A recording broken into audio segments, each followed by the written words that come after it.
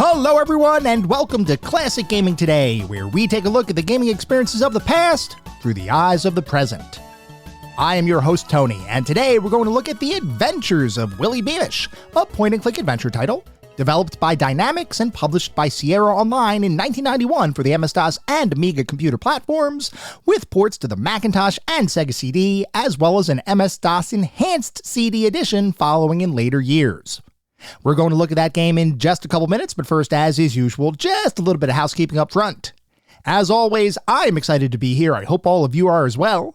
If you'd like to reach out, let me know how I'm doing, provide feedback, comments, suggestions, or just talk about classic games and technology in general. I would love to hear from you, and there are a few ways you can reach out. I have an X account with the handle @ClassicGamingT. I have an email address, which is classicgamingtoday@gmail.com, and we have our Discord server. The link is in the show notes. Discord is the best way to get in touch with me and the rest of the community around this podcast. We have a ton of fun out on Discord. We do weekly and monthly gaming challenges, prizes, rewards, discussions. It's all out there. I highly encourage you all to check it out. I also highly encourage you to check out our Patreon. It is patreon.com/classicgamingtoday. If you want even more Classic Gaming Today goodness, including a Patreon exclusive bi-weekly podcast expansion pack, patreon.com/classicgamingtoday is where it's at. I'd also like to give a shout out to our Pantheon patrons. They are ISO, Rich Senewal, David Morton, Sam Twardowski, Sean Oliver, and Maximus Marshall, Steve Novoselic, Wendell Jr., Chris Snowden, The Bay 101, Toucan Sam, Christopher Fose, Grayor, Snatch Bandicoot, NYC, Lewis W., Martin Steiner, James Nunn, Yuzu Soda, Vince Gameplays, Hammond Egger, and Marek. Thanks to our patrons for supporting the show, and thank you all for supporting the show. Whether you contribute monetarily or simply listen on a regular basis, I truly do appreciate all of the support. Before we start diving deep into the Adventures of Willy Beamish, I figured it'd be a good idea to let everybody know why I chose this game for today's episode. And the simple fact is, I didn't, because this is another Patreon-sponsored episode. This one is sponsored by Christopher Fose. Christopher did record a message for all of us to listen to about why the Adventures of Willy Beamish means something to him. So Christopher, take it away. Some games are more than stories. They're more than the sum of their pixel parts. They're time machines. They take you back to the sound of a bedroom fan or the glow of a CRT monitor and that quiet belief that adventure was just waiting right outside your door.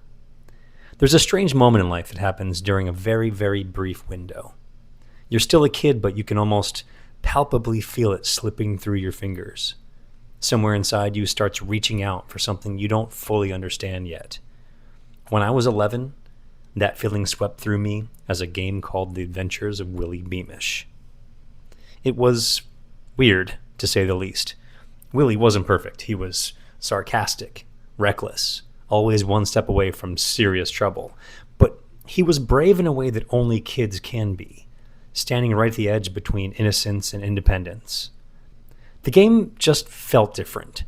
It was a little mischievous, a little daring, a little adult even, despite its cartoony veneer, like it trusted you with something just slightly more grown up than you were ready for. And man, that made that game feel electric. Looking back, I can't tell if the game itself was magic or if it simply arrived at that exact moment I needed it. I was 11, and as much as I wanted to be, I wasn't a mighty pirate. I wasn't a universe-saving space janitor. I wasn't the king of Daventry, and I wasn't the hero of Spielberg. I was Willy Beamish, though. Yeah, I didn't have a pet frog, and I wasn't saving my town from vampire bats or toxic sludge. But in my head, I could be a kid on the verge of something great. So, today we're not just revisiting an old point-and-click classic. We're stepping back into that space between childhood and whatever came next. That bizarre feeling that adulthood was creeping in because that 11-year-old kid inside us never really disappears. They just get buried underneath deadlines and bills and stress and responsibility and years we never saw coming. But they're still in there. Still curious, still fearless, and still hoping to make a difference in the world and save someone's day. We're all just still waiting for one more adventure. So, before I say, take it away, Tony, and allow him to work his incredible magic in the way that only he does, I'd like to bring something up real quick, and it's memories. And I'm sorry, but this is the world's worst segue. But my name is Christopher Fose, and I'm the Chief Creative Officer in a company that I firmly believe will save the day for millions. So here's the deal. If you or anyone you know is the caregiver for someone with Alzheimer's or dementia, we've created an AI platform designed just for you. It's called Attend-A-Care, and it's a caregiver's companion that was designed to help millions of dementia caretakers. You feel helpless, you feel hopeless, and alone. You're not. And with Attenda, you'll know it. So, if you're interested in learning more, go to appforcaregivers.com. I made the URL super easy to remember, appforcaregivers.com. Well, hopefully that's my way to change the world and save the day. So, now, take it away, Tony. Thank you, Christopher, for your message, your sponsorship, and your support. Interestingly, I too have some prior experiences with the Adventures of Willy Beamish, though I did not ever play the game on the computer back when it originally came out or when I was younger. No, my experiences with the Adventures of Willy Beamish come from my Sega CD. I have told you all before about my love of the Sega CD. Probably not quite as much as my love of the Philips CDI, at least in terms of the stories I've said. But the Sega CD is another one of those consoles, or at least peripherals to a console, that I absolutely loved. The primary reason behind that is because the Sega CD was home to a number of full motion video titles, and nobody that listens, or I would imagine anybody that's been listening for any period of time, knows that I love FMV games. So, of course, when the Sega CD came out and it was bolstering its library and had a ton of FMV experiences out there, you better believe I was going to pay attention. But the Sega CD had more than just FMV titles, and as I started to build up my own library and try out different games for the Sega CD, I came upon a number of different experiences that may not have been FMV-centric, but still seemed to be kind of interesting experiences. I have relayed before. When I was younger, I used to go to video game rental stores. I used to go to Blockbuster Video. I used to go to Hollywood Video. That was a little bit later, at least in our area. Hollywood Video didn't come around until years after Blockbuster Video. But then there was also local mom and pop video rental stores that I would go to and rent different games from. The one that is most prominently featured in my memory is a place called Double Features, which was not far from my house. We would go there, we'd pick up the hang tag for any game we wanted to rent. We'd go up to the front of the counter, we'd hand it over to the person manning the counter, so to speak, and they would give me the game, and then I'd go off and play it and be a happy little kid. Well, as I was exploring, and I believe this was at Blockbuster Video at this point, as I was exploring Blockbuster Video, I would always go to the video game rental section. I'd see what was new, what came out, what were the things that were out there that I could potentially try. And one day, I came upon this box for the Adventures of Willy Beamish. Now, I've said just recently, literally a couple minutes ago, that I am a big fan of FMV and gaming, and the Sega CD had a ton of FMV titles on it. Well, The Adventures of Willy Beamish is very much not an FMV game. There is not an actor in sight when you look at this box. It looks like an interactive cartoon, and I thought to myself, well, hey, that sounds kind of interesting. I wonder what that's like. So I flipped over the box, I looked at some of the screenshots, I read about the game, and I thought to myself, this might be something to rent and try. So I did. I rented The Adventures of Willy Beamish for the Sega CD, I came home, I fired it up, and I played it for a couple hours. And I don't remember all of the specifics around that initial gameplay session when I sat down to first play Willy Beamish, but there is one thing I do remember, which is the babysitter from hell. There are a number of different sequences that occur throughout the game, and I guess I must have gotten far enough to get to the babysitter from hell scenario. I don't remember actually getting past the babysitter from hell back when I was younger, but I do remember that sequence vividly. So I played Willy Beamish. I played it quite a bit. I mean, it does take not a ton of time, but it takes a little bit of time to get to that sequence in the game, especially if you don't have a walkthrough or anything like that, which I did not have when I was younger. So I must have liked it. I mean, I remember liking it. I just don't remember all of the specifics behind it. I remember thinking, Oh, this is a really cool Sega CD game. I remember the voice acting, I remember the graphics, I remember the relatively simple point-and-click gameplay and being able to navigate around and being a kid as opposed to some other kind of more mature adventure trope where you're walking around, you're trying to save the world or whatever. I remember thinking this is a very interesting experience, but I never beat the game back in the day. I never actually bought the game back in the day. I rented it a couple times, I returned it to the video rental store, and then I went off about my day. And I just went and played other games. But it was always in the back of my mind. The Adventures of Willy Beamish was always there as something that I wanted to go back and try to play again. And luckily for me, Christopher did say, hey, I'd like to sponsor an episode on the Adventures of Willy Beamish. And I thought to myself at the time, this is a perfect opportunity. This is a perfect opportunity for me to go back to something that I played in my youth and see if I could rekindle that nostalgia and see if my admittedly limited memories of the overall experience were valid. Was this really a high quality adventure game and something that I should have played more of when I was younger? Or is this an example of nostalgia that's probably best left on the shelf? That is just one of the questions that we're going to attempt to answer as we begin diving deep into the adventures of Willy Beamish.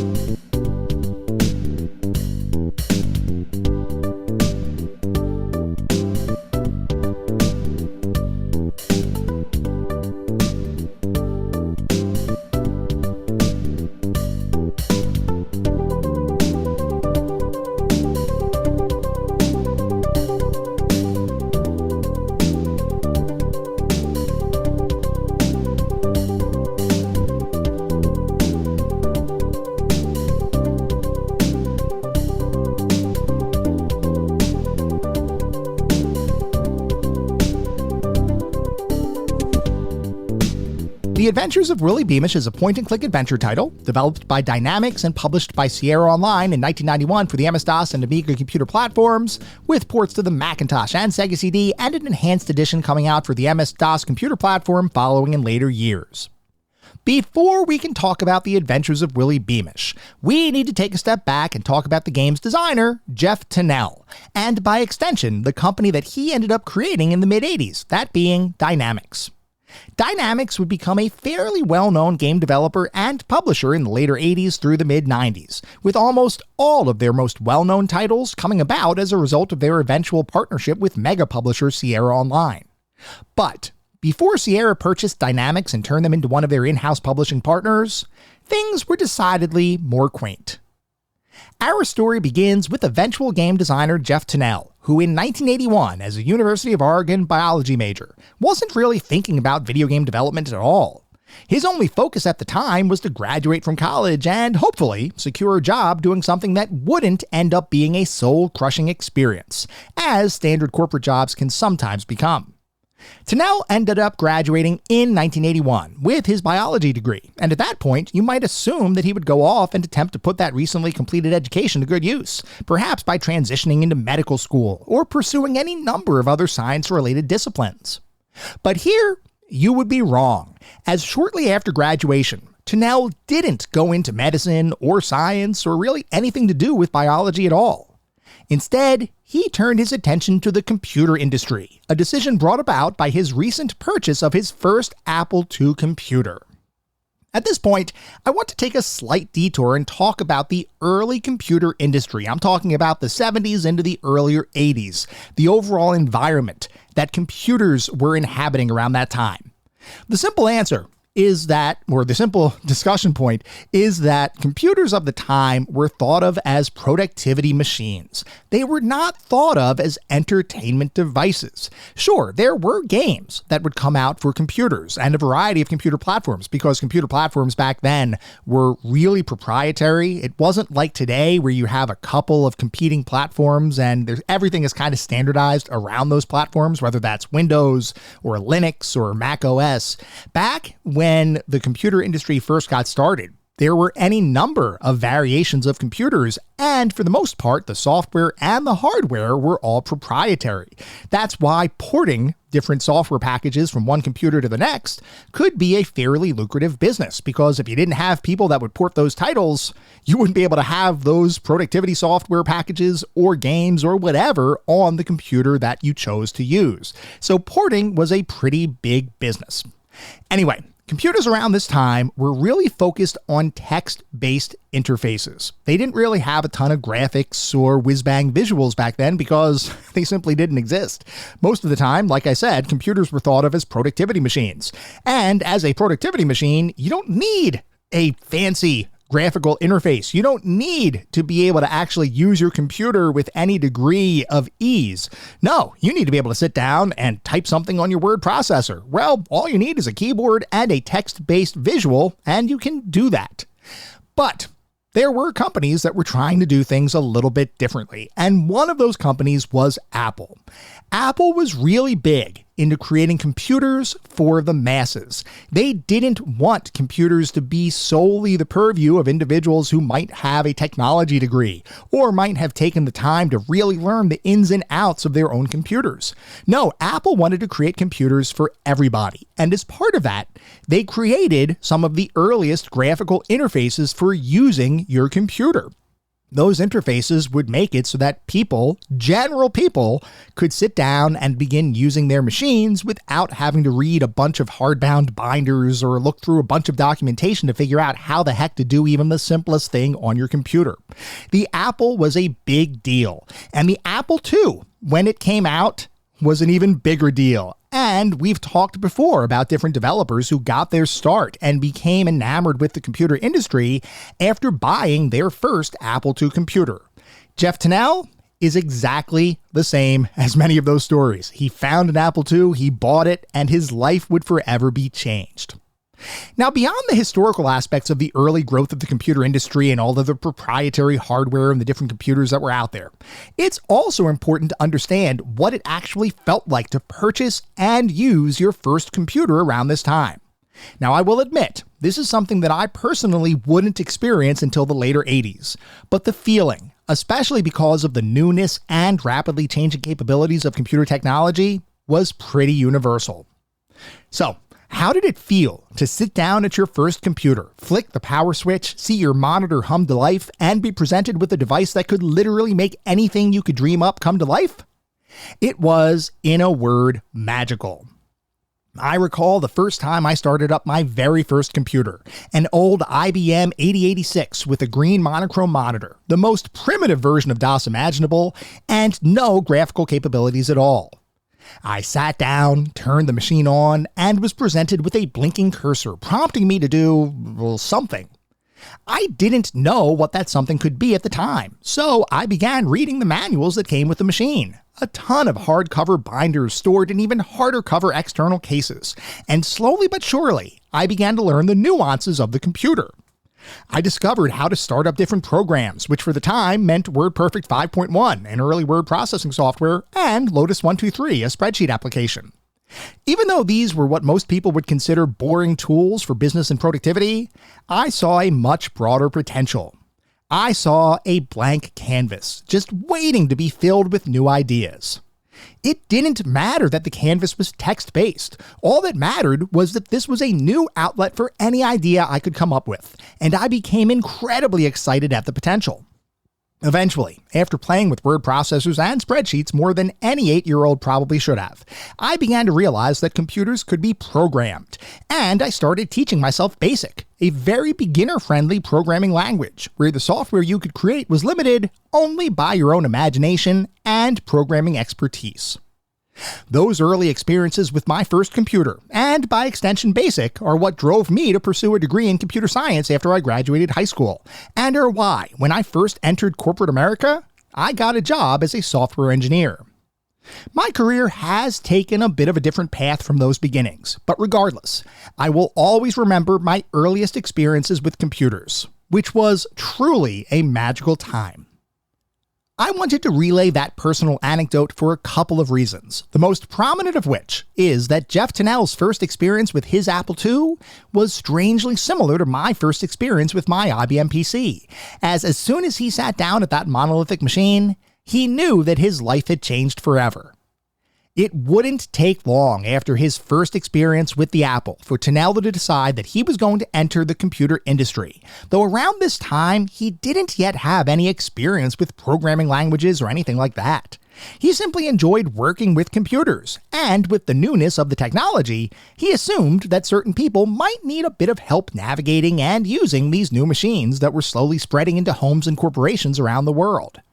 So he decided to open a computer store, which he called the Computer Tutor, a software shop that also provided support for the common kinds of troubleshooting and questions that most early computer users would encounter as they attempted to adopt this exciting and somewhat confusing new technology. That business, like many that were started by recent college graduates, was a business in name only, as it was run entirely out of Tunnell's home for a period of time after it was formally stood up. Eventually, though, the business became successful enough for Tunnell to acquire an actual retail space, which meant he would probably have to think about hiring an employee or two. Otherwise, he'd likely end up spending all of his waking hours at his store, a concept that, while not unappealing, didn't really support Tunnell's other major pursuit. Beyond running a software and computer troubleshooting store, he also decided that he wanted to break into the computer and video game industry, and in his spare time, he began to teach himself AppleSoft Basic, a version of the same general basic programming language that I was talking about earlier. If Tunnell had to spend all of his time running his store, he would have no time to continue learning how to program.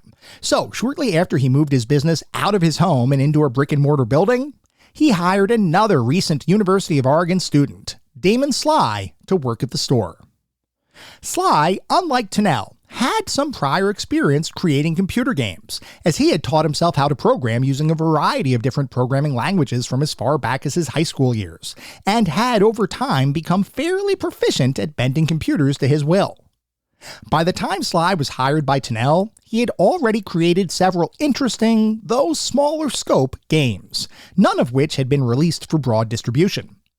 However, he was in the midst of creating what he believed could potentially be an actual commercial product, a sci-fi action title where players would control a tank and combat various enemy forces, navigating a world made up of wireframe graphics similar to the classic 1980 arcade title Battlezone. Sly had taught himself how to program a similar game using his Apple II computer, and had taught himself how to create 3D wireframe visuals, which he thought would give the game a unique feel, especially considering the disparity between computer capabilities and arcade technology of the time, which was a pretty wide gap.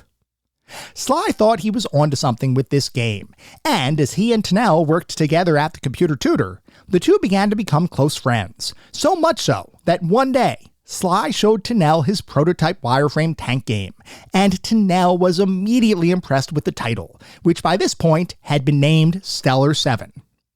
Tunnell was so impressed, in fact, that he suggested to Sly that the two should abandon the computer retail shop that he himself had founded and instead turn their attention to the video and computer game industry, where Stellar 7 could potentially be their first title. Sly thought that this idea sounded great, and it didn't take long before Tunnell did in fact sell his computer business, and both Tunnell and Sly founded a new company, Software Entertainment Company, or SEC, in 1983, with the intent of self-publishing Sly's Stellar 7, and hopefully taking the computer gaming world by storm. So, the company was formed, work on Stellar 7 completed, SEC published the title, and not many people took notice. Actually, I take that back. It wasn't that not many people took notice. It was more the fact that SEC, while declaring themselves a computer game publisher, had no experience in actually publishing titles, had no capital to really support the kinds of things publishers would do, couldn't produce enough copies of their product to maintain a retail presence, and in general, couldn't actually function as a true publisher. This fact was not lost on Tennell or Sly, and while Stellar 7 would end up selling some copies, the $4,000 the pair made on the title wasn't nearly enough to continue working on and self-publishing future games. So, Tennell and Sly did some soul-searching, and they decided that being a video game publisher just wasn't in the cards. What they could do, though, was pivot out of publishing and instead become a video game development studio, with the intention of working with other more established publishers to hopefully distribute future titles. Both Tennell and Sly thought this was a good compromise. So, less than a year after SEC was founded, the company was disbanded to be replaced in 1984 with a brand new video game development studio, which was, you may have guessed, Dynamix. As Dynamix, Tennell and Sly would begin seeking out publishing arrangements to distribute Stellar 7, and eventually future Dynamix titles. And luckily for the new company, they would in fact find an interested publisher for Stellar 7, that being Penguin Software, a more experienced publishing company that had originally entered the software market back in the late 70s. With that publishing agreement in place, Stellar 7 would be re-released for the Apple II, as well as ported to the Commodore 64 computer platform, and upon its re-release, the computer game industry finally took notice of Sly's prior work, with critics praising the game's action and overall design, along with the unique wireframe visuals that made up the game's world. Stellar 7 would become so popular over time, in fact, that in the later 80s, famed author Tom Clancy would declare that Stellar 7 was one of his favorite games of all time, a true feather in the cap of the early Dynamix pioneers. With Stellar 7's newfound success, Dynamix was able to begin growing as a company, hiring on several other individuals who would begin developing their own games under the Dynamix label, including fellow University of Oregon graduate Kevin Ryan, who joined the company after a discussion with Sly and would, shortly thereafter, begin working on porting Dynamix games to the Commodore 64 computer ecosystem. While that company expansion was underway, both Sly and Tennell began pursuing their own future game creations, with Sly deciding to continue working on various simulation titles similar to Stellar 7, and Tennell acting as a sort of creative sounding board and design consultant for nearly every game Dynamix was working on around this time. Also around this time, Dynamix would begin forming new publishing partnerships with a number of different companies, one of which was the eventual industry giant Electronic Arts. The Electronic Arts of the mid-80s was not quite the video game publishing giant that it would become in later years, but it still had a fair amount of industry clout. So, being able to sign a deal with Electronic Arts to publish future Dynamix titles was like a dream come true. Under that new publishing arrangement, Dynamix leadership began to brainstorm new titles, with Tennell in particular coming up with a concept where players could use a series of different gadgets, tools, and machine parts to create what would effectively become Rube Goldberg-styled contraptions, where different objects would flow through a given contraption's design, cause some action to happen, and different machine parts would then activate and deactivate at different times. Tennell loved this idea, and he thought that it would be a great first title to work on under the Electronic Arts publishing deal. EA, however, had different plans. They weren't looking for a brand new puzzle game at the time. They were looking at continuing to expand the number of action and simulation titles that they were publishing, two genres that were fairly popular amongst computer game players of the time. So, Tennell took his Rube Goldberg idea and put it on the shelf, hoping one day to return to the concept, but content that as long as Dynamix was creating new games and was successful as a company, then everything was just fine. As an aside, that Rube Goldberg idea would eventually result in the classic physics-based puzzle title The Incredible Machine, which we have an entire episode devoted to in our archives. If anyone is interested in learning more about the specific development of that title, definitely check out that prior episode. Returning to our story, Sly and new hire Kevin Ryan would end up working pretty closely together, developing a number of simulation titles that Electronic Arts would publish, including the very first EA game to release on the Amiga computer platform, Arctic Fox, which was effectively the spiritual successor to Sly's original title, Stellar 7. Over time, Dynamix would continue to make various titles for a number of computer platforms, many of which were well received from both a critical and commercial perspective. In fact, Dynamix was becoming so successful that by the time the late 80s hit, they considered that self-publishing their games might be a more cost-effective and profitable means of distributing their titles. The issue with self-publishing back when Tennell's and Sly's partnership was new was one of available capital and industry penetration, both of which were non-existent at the time.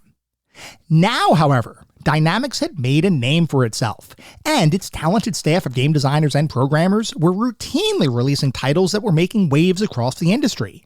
So, Dynamix began an effort to self-publish their games, with two in particular, A-10 Tank Killer and David Wolf's Secret Agent, being their immediate focus. Interestingly, while Dynamix was in a much better position financially than they had ever been before, they still weren't as successful as most of the major publishers of the time. When the time came to self-publish those games and to continue to fund development for future titles, it turned out that Dynamix had a $1.5 million deficit that they needed to figure out how to address, which led the company to begin seeking out smaller publishing deals for several in-development titles, as well as licensing some of their proprietary simulation gaming technology to mega publisher Sierra Online, all in the hopes of securing enough funding to cover the $1.5 million gap in their capital, while hopefully setting themselves up for future success. Unfortunately, though, they didn't quite make enough money to become a fully independent self-publisher for their titles, and the financial issues they were trying to work through eventually ended up being too costly to correct. Which is why, in 1990, Dynamix agreed to be purchased by Sierra Online for $1.5 million, giving them the backing of a major development and publishing studio, and freeing Dynamix from the constant financial pressures they had been living under for the past several years. Sierra, for its part, recognized the talent in the organization, and shortly after purchasing the company, Sierra basically told Dynamix to keep doing what they were doing, with a specific focus on creating high-quality gaming experiences without worrying about where their next publishing contract was going to come from. This allowed Dynamix to do what they did best, which was to use their game design and development talent to create awesome games.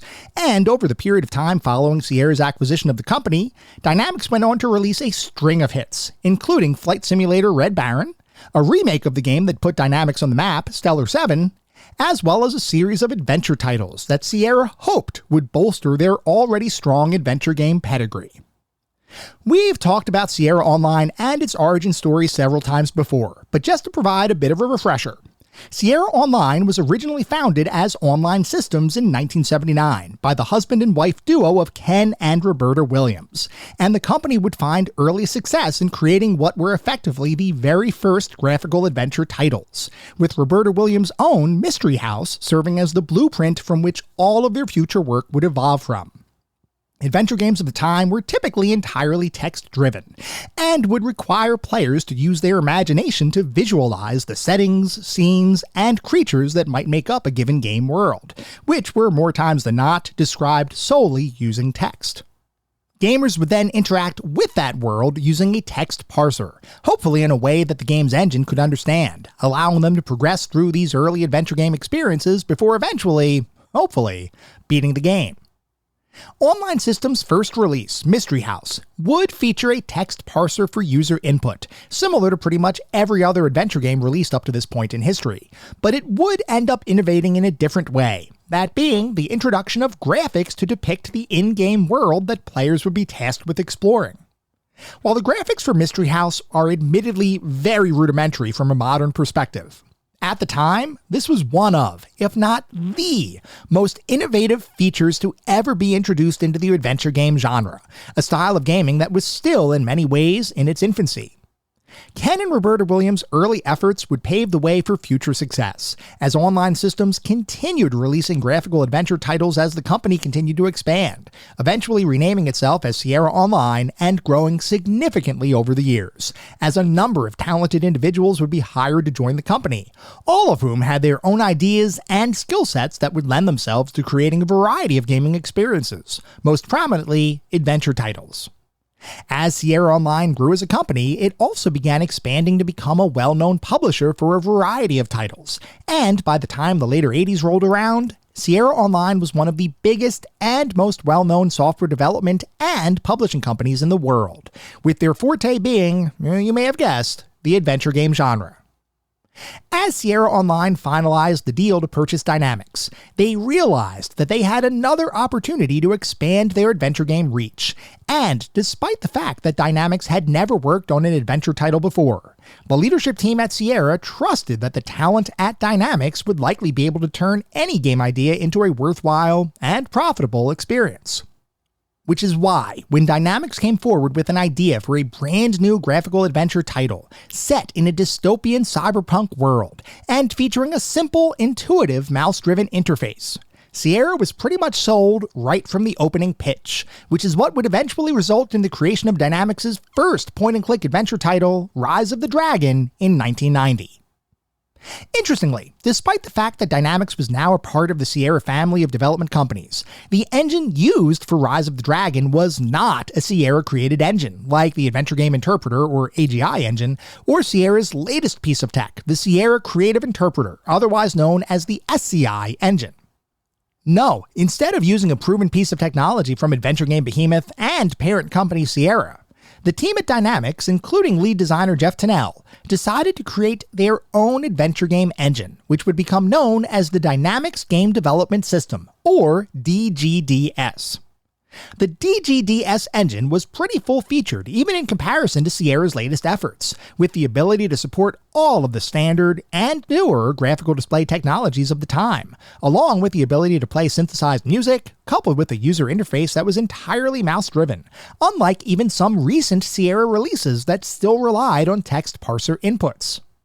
While the point-and-click gameplay built into the DGDS was fairly simple and streamlined, with first-person perspective gameplay allowing players the ability to examine environmental hotspots, interact with those hotspots, and move from place to place in the game world, and that's pretty much it, the foundations of the engine were sound, and the plot and setting for the first game to use the engine, Rise of the Dragon, was unique.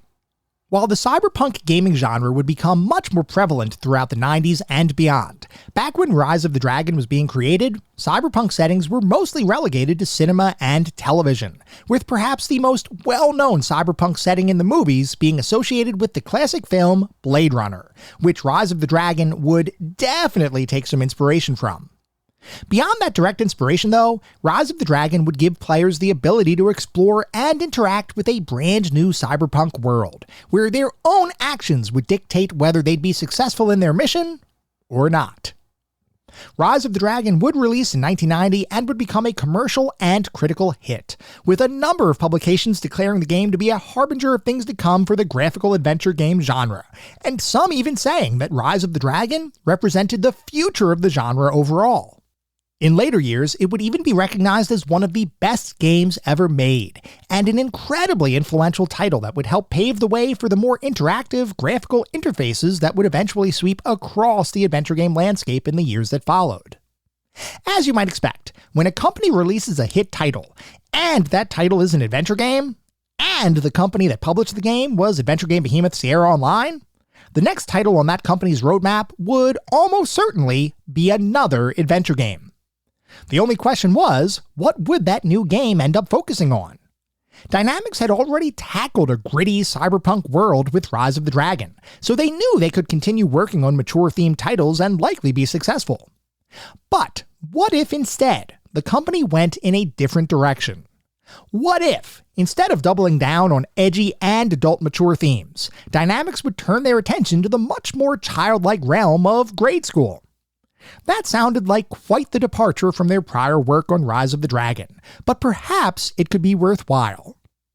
Never one to shy away from a challenge, Jeff Tennell and the Dynamix team set their sights on turning elementary school shenanigans into adventure game gold, which is what would eventually result in the creation of our game of the day, The Adventures of Willy Beamish, in 1991. When Tennell and the team sat down to begin creating The Adventures of Willy Beamish, they had grand aspirations of creating the equivalent of an interactive cartoon, something that, from both a visual and auditory perspective, would feel like the kind of experience you'd get if you were to sit down on a Saturday morning in the late 80s and early 90s, turn on your television, and get whisked away on any number of 30-minute animated adventures. The thing is, though, saying you're going to create an interactive cartoon is pretty easy.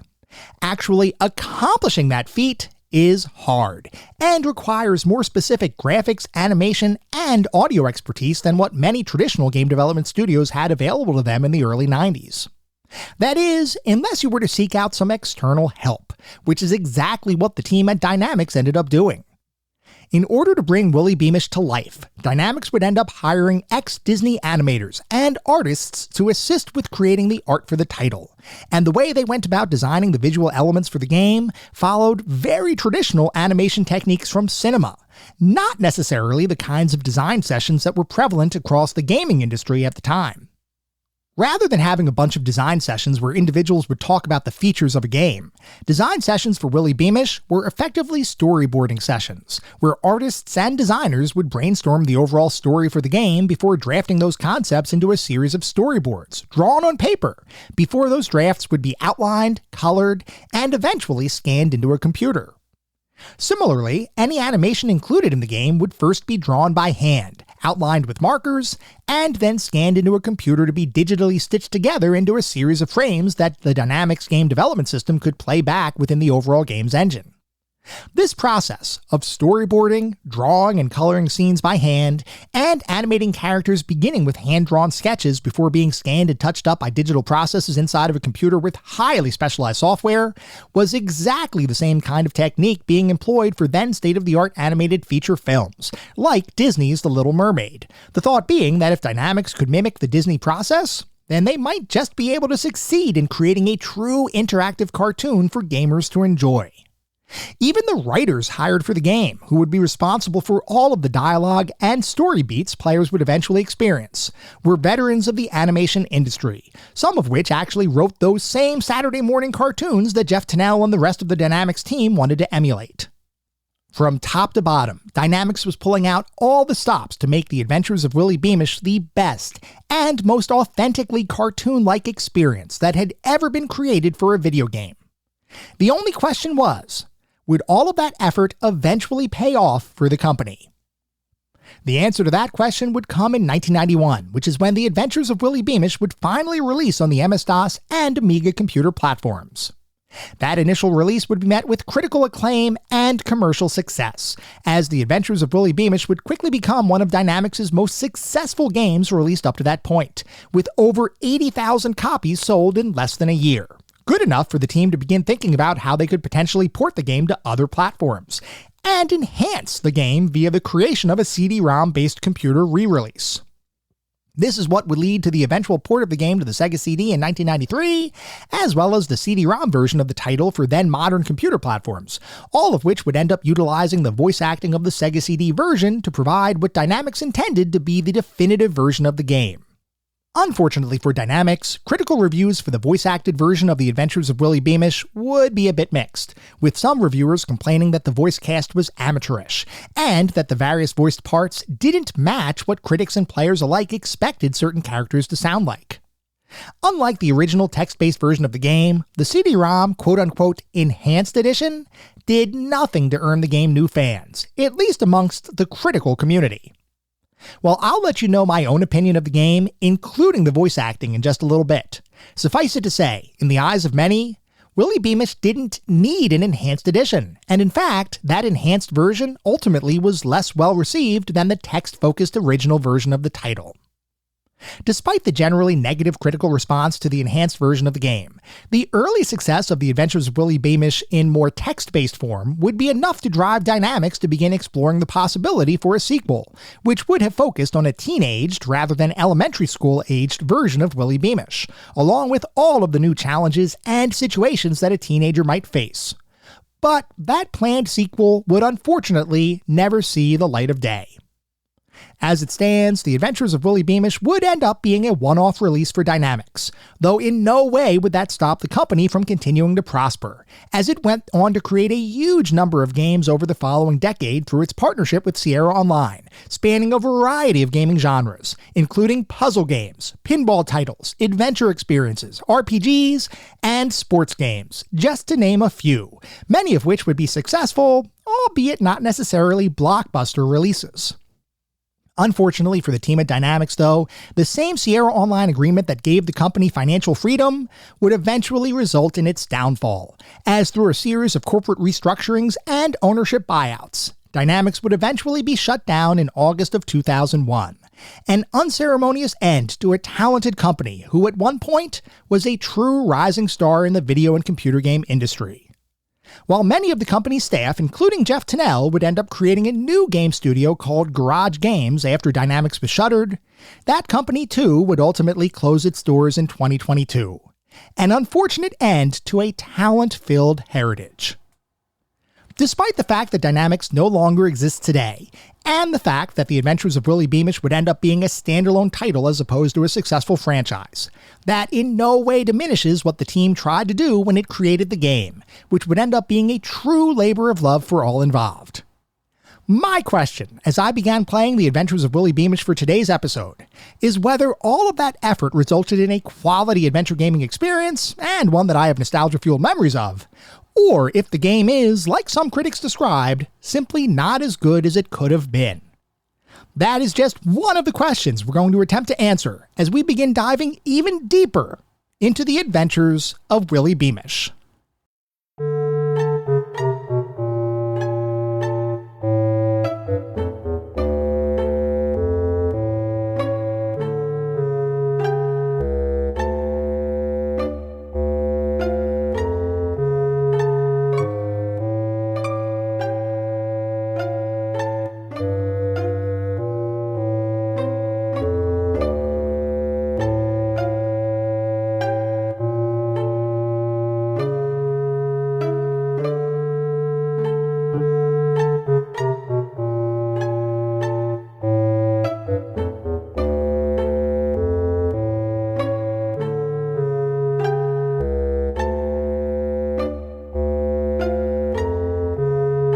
We are now going to shift to start talking about what it feels like to play The Adventures of Willy Beamish today versus when it was released 35 years ago.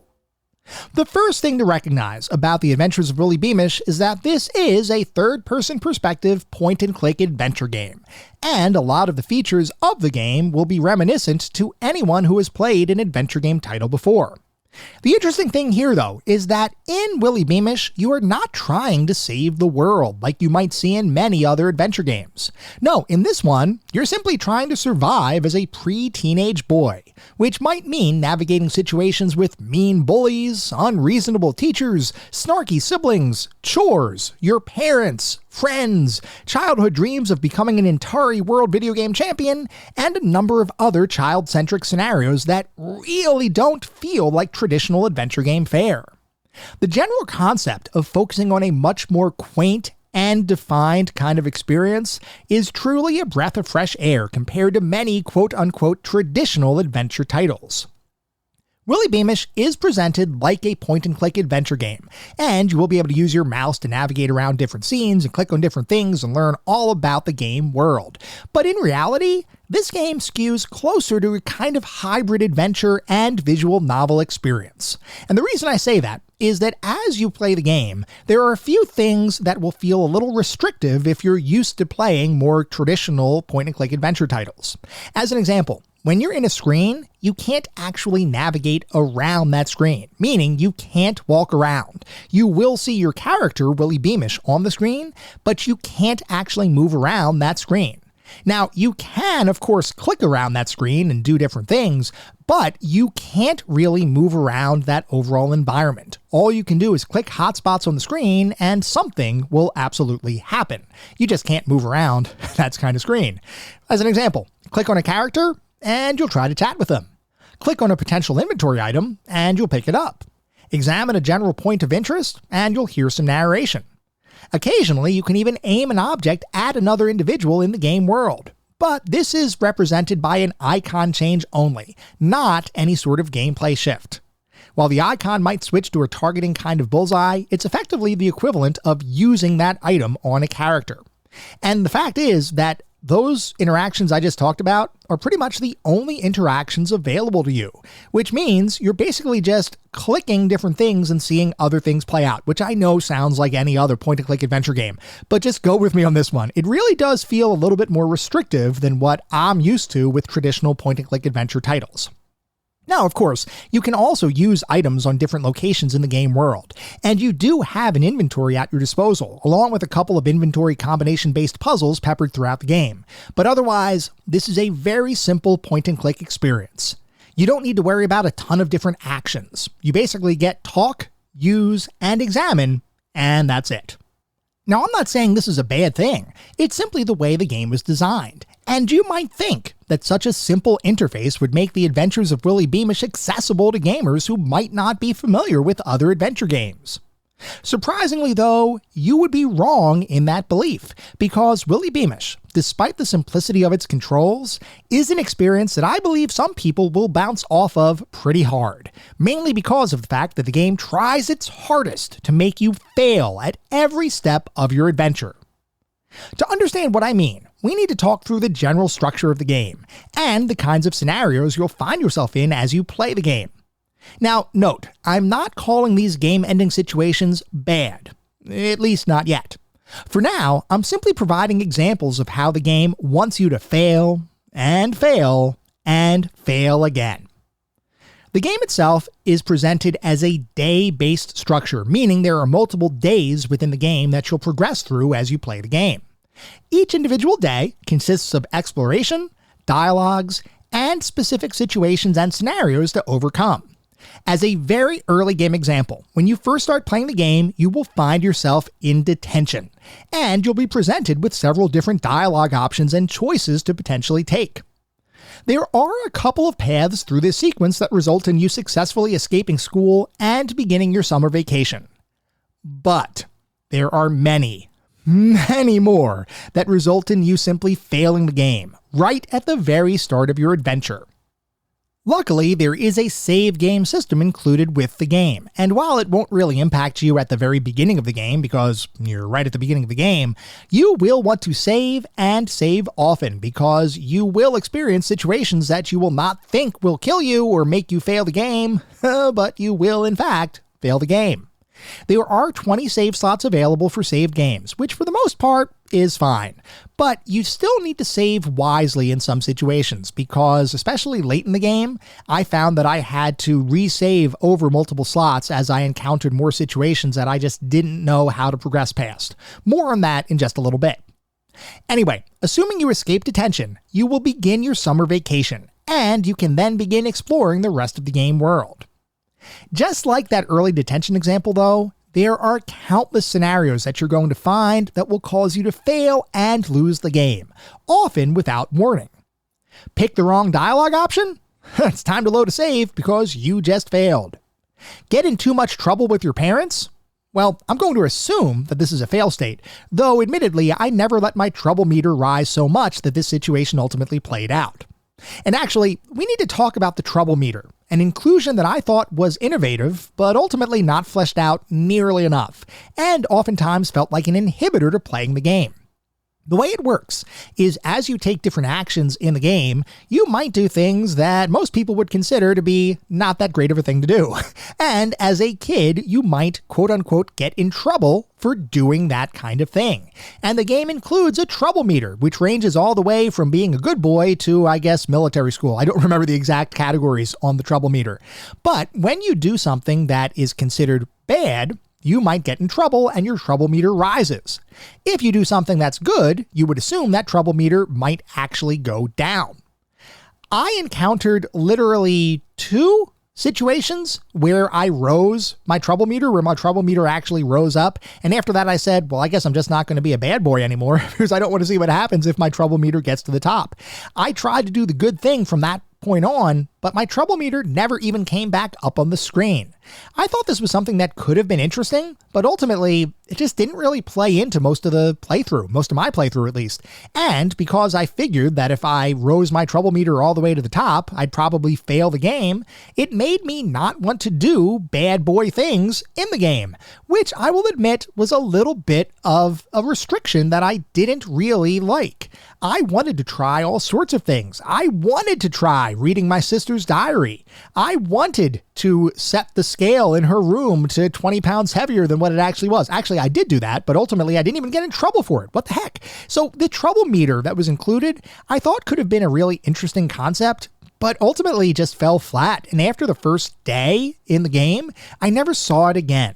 So that was one of those things where I think they could have really put some additional focus there to make it more of an intrinsic part of the overall experience. But instead, it was just kind of there, and then it wasn't. So I definitely think that was an area of the game that could have been improved. Anyway, putting the trouble meter aside, you also have to worry about the time remaining in each day, because there is a time limit for the game. Sort of. It's not like games like The Last Express where certain things only happen at certain times of the day, though there are a couple of very specific situations that do have that kind of gameplay built into Willy Beamish that I'm not entirely convinced add any appreciable value to the game. The time limit feels like an arbitrary restriction and game over dealer, and I'm not sure it really needed to be included here. Luckily, there's never all that much to do in the game that the time limit becomes that restrictive, because the game is fairly short once you figure out what you need to do. Oftentimes, you're going to fail independently of the time limit, so I need to question whether it really needed to be included here in the first place. Moving on, you'll also encounter several action scenarios, so to speak, where you'll have a timing-based situation that requires you to do certain things in a certain period of time. Otherwise, you will, once again, fail and have to reload a save. Some of those scenarios, like the Babysitter from Hell sequence, are fun and make sense. And as I played through the Babysitter from Hell sequence, I automatically remembered my experience with the Sega CD version of the title from back when I was a kid. That sequence still hit as hard as it did back when I was a kid. I really enjoyed that one. There are other scenarios, though, like a late-game situation where you need to figure out how to escape from the clutches of a security guard, that are ultra tedious because of their design and the amount of trial and error needed to get past that situation. And actually, trial and error is pretty much the name of the game with the Adventures of Willy Beamish. I don't know that I have ever played a game that delighted so much in trying to make you achieve a game over screen. Now, I know this was published by Sierra Online, and their own adventure game heritage is filled with these kinds of situations. But the Adventures of Willy Beamish really takes pleasure in making you fail, which is certainly a design decision, but not one that I'm entirely convinced I loved. That being said, most of these fail states are intended to be comical, and I will admit that I got a chuckle out of some of them. And because of that comedy, you don't really get all that irritated when you get yet another game over screen thrown at you. In fact, some people have even taken it upon themselves to try to find every fail state condition in the game just for fun. I appreciate the variety of game over scenarios you can encounter, but I still feel like the rest of the game's design wasn't really supportive of injecting that much failure into the gaming experience. Anyway, moving past my thoughts on the various failure conditions the game loves to toss your way, the majority of the game plays out pretty much the way you would expect, as you'll be expected to examine your environment, talk to other characters, pick up inventory items to use in interesting ways, and, generally speaking, act like an elementary school-aged child, which is fun for most of the game. Despite some of my critiques, the first 3/4 of the game is actually an incredibly fun experience, with simple puzzles, engaging dialogue, funny scenarios, witty writing, and high-quality graphics and audio. So much so that I was having a ton of fun despite the fact that I kept getting game over screens on a consistent basis. That first chunk of the game was legitimately awesome. The last quarter or so? That part really lost me, as I felt the puzzles became too arbitrary, the game design became too obtuse, and the required steps to progress towards the end of the game became too contrived. The final day of your adventure is an almost joyless affair where you will not know what to do unless you stumble upon the path forward randomly or refer to a guide. It's not that the puzzles are challenging, it's just that the sequence of events needed to progress through the last day make little sense, with very minimal signposting indicating that you should go here or there, or that one particular item might be needed to progress in a different location in the game world. All of the goodwill the game had garnered through the first 75% of the game is squandered in the last 25% of the game, and I was incredibly disappointed at how the game ended up playing out. Luckily, the higher quality aspects of the game, like the graphics, voice acting, and writing, all remained enjoyable throughout the entire experience. The question is, will those individual game elements end up saving the inane puzzle design of the final day of your adventure? Well, that's a question we're going to answer in just a little bit. First though, as we always do, we need to take a look at the back of the box. Because, as you all know, I love looking at the back of the box for these games. I love learning how different companies marketed their titles, especially in the era of gaming that we typically look at. Back then, we didn't have a pervasive internet. We didn't have YouTube with gameplay videos. Back then, when we made a buying decision, it was often based off of word of mouth from family and friends, reviews we may have read in magazines, and what the box actually looked like sitting on the store shelf. Did the front of the box make the game look cool? If so, we'd pick it up. Did the back of the box make the game sound cool? If so, we might purchase it. If not, back on the shelf it would go. So, for the Adventures of Willy Beamish for the MS-DOS computer platform, the back of the box says, "Can you say seriously deep doo-doo, boys and girls? Just how much trouble do you think you could get yourself into if you could be 9 years old again, knowing what you know now? Remember, your tag-along little sister. Just how hard would you have to push to get her swing to do a loop? Ancient Miss Glass's English class. Hey kiddies, can you spell cardiac arrest? Good old mom and dad. Dump 'em fast, dump 'em now. Look cute and blame everything on your sister. Welcome to the terminally cute, seriously warped world of Willy Beamish.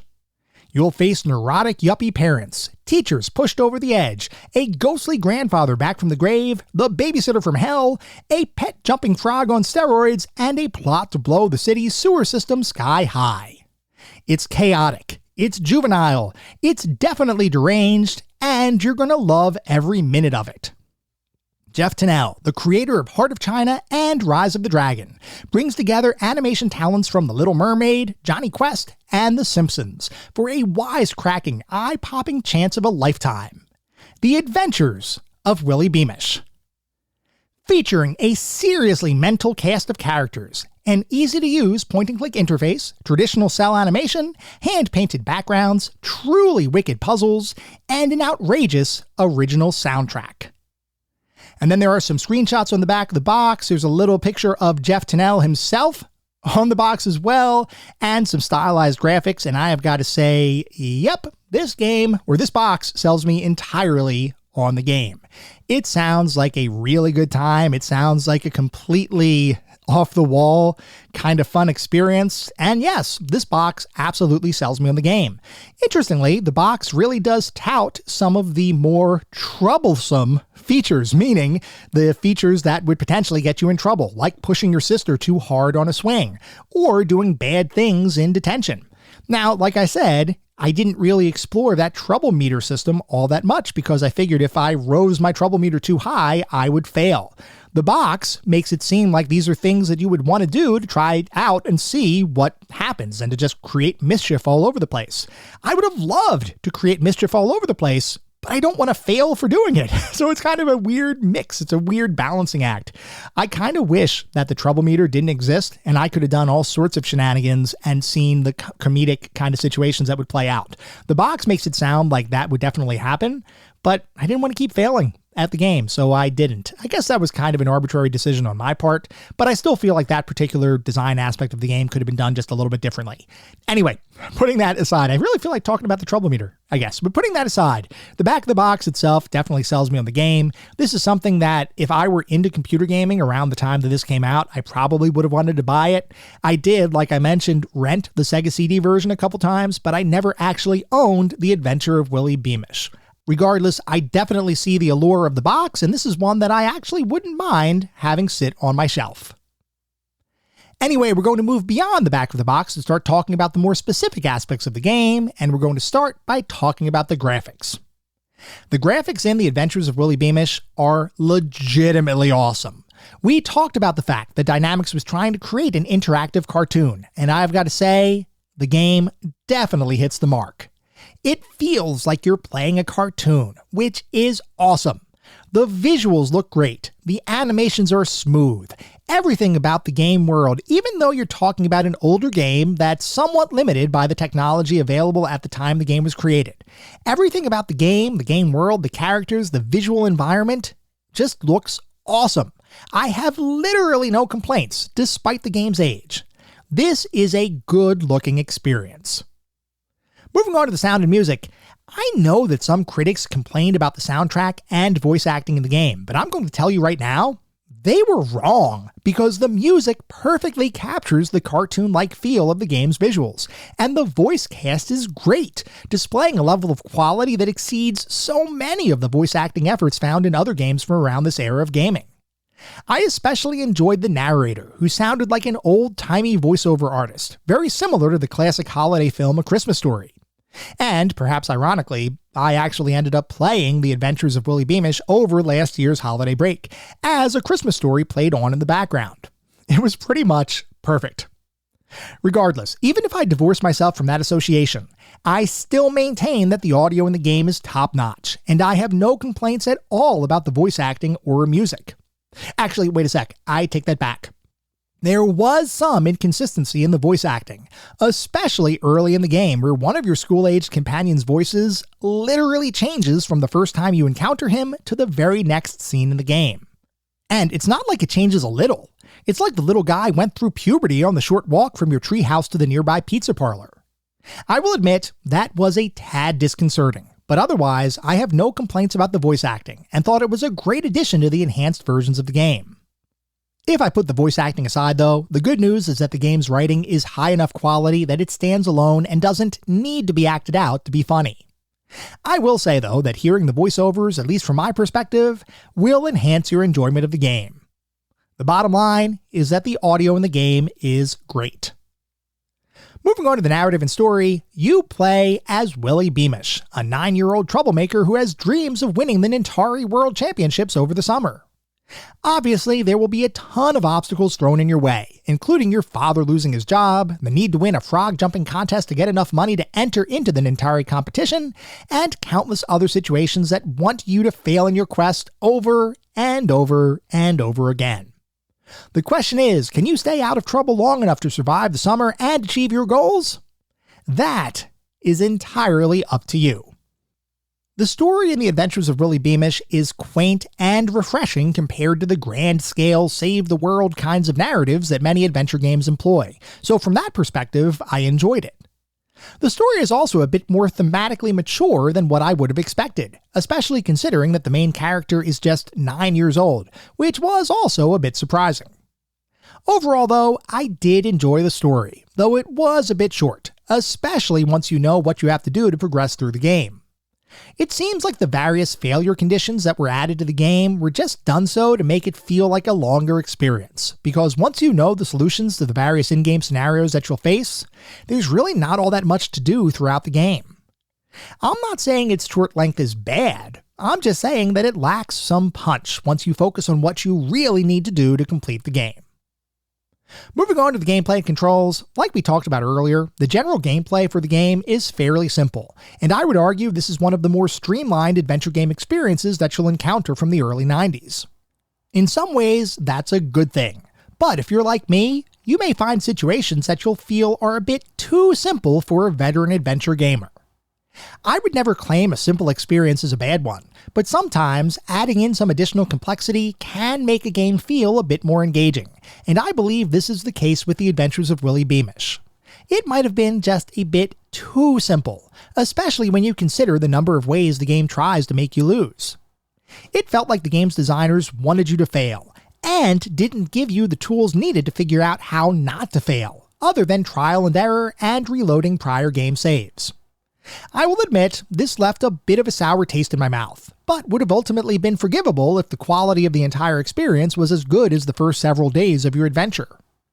That final day, though, with the nonsensical puzzle progression and random solutions to inane problems, that I have a bigger issue with, and I will admit, the final 25% of the game really did pull the overall experience down a bit in my eyes. It's not enough to make me suggest you shouldn't play the game, though it is enough to have dampened my overall enjoyment of the game, at least a little bit. So, what is our verdict on the Adventures of Willy Beamish? Well, The Adventures of Willy Beamish is an interesting point-and-click adventure experience that does a lot of things well, and presents you with a scenario that will be instantly recognizable to anyone who was ever a child.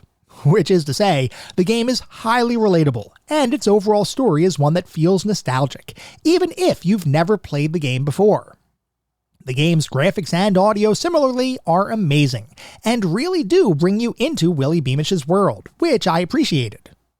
That said, there are some pitfalls that the game doesn't avoid, namely the number of fail conditions that seem to be there just to pad out the overall length of the game, and a final chunk of your adventure that can best be described as haphazard as opposed to well-designed.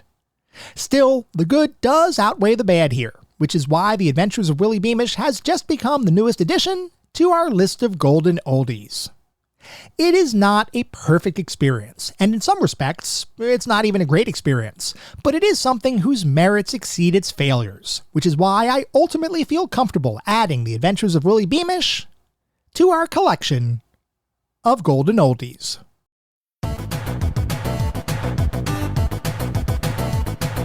It is now time for this week's set of gaming challenges. They are all, of course, focused on The Adventures of Willy Beamish. Your first challenge, worth a single coin, is to escape detention and start your summer vacation. When you begin the game, you will be stuck in detention. If you can escape detention and actually begin your summer vacation filled with all sorts of shenanigans, you will earn 1 coin. Your second challenge is to practice long jumping with your frog, Horny. Horny is your frog, and he's got to learn to jump pretty darn far if you're going to beat the game. If you take a few moments to practice long jumping with him, you will earn 2 coins. And finally, your third challenge, worth 3 coins, is to enlist help from a family of ninjas to save you from certain doom. I will admit, this challenge sounds absolutely bonkers, but if you can find a family of ninjas to help you out on your adventure, you will earn 3 coins. As always, post proof of your accomplishments out on the CGT Gaming Challenges channel over on Discord. Good luck! You're going to need it.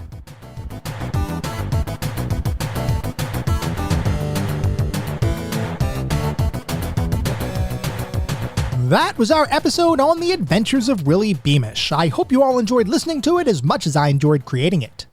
If you'd like to reach out, let me know how I'm doing, provide feedback, comments, suggestions, or just talk about classic games and technology in general, I would love to hear from you, and there are a few ways you can reach out.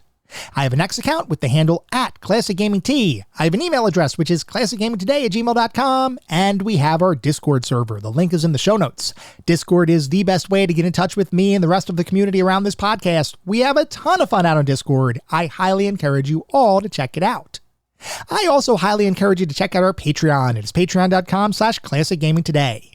If you want even more Classic Gaming Today goodness, including a Patreon-exclusive bi-weekly podcast expansion pack, patreon.com/ClassicGamingToday is where it's at. Before we sign off for the week, I do want to mention that our next episode is going to be focused on Super Punch-Out! So definitely write in if you have any particularly fond or not so fond memories of that experience, and get your comments featured on the show. At the same time, I recognize you're likely listening to this podcast on any number of podcast services, and if you would feel so inclined, it would be great if you could leave me a review. This is not about trying to bolster star counts. This is not about trying to harvest a ton of 5-star ratings, though if that happens, awesome, it means we're doing something right. No, what it's really all about is trying to deliver the best possible podcast I can. The only way to do that is to get feedback from all of you, the listener community, to make sure I'm hitting the mark and delivering the content you all want to listen to. We get new listeners every single day, which is simply amazing. I want to continue to grow this community and continue to make the best possible podcast I can. We'll be back in around a week with our next episode focused on Super Punch-Out! Until then, remember, sometimes the games of the past are just as good, if not better, than the games of today. Goodbye, everyone.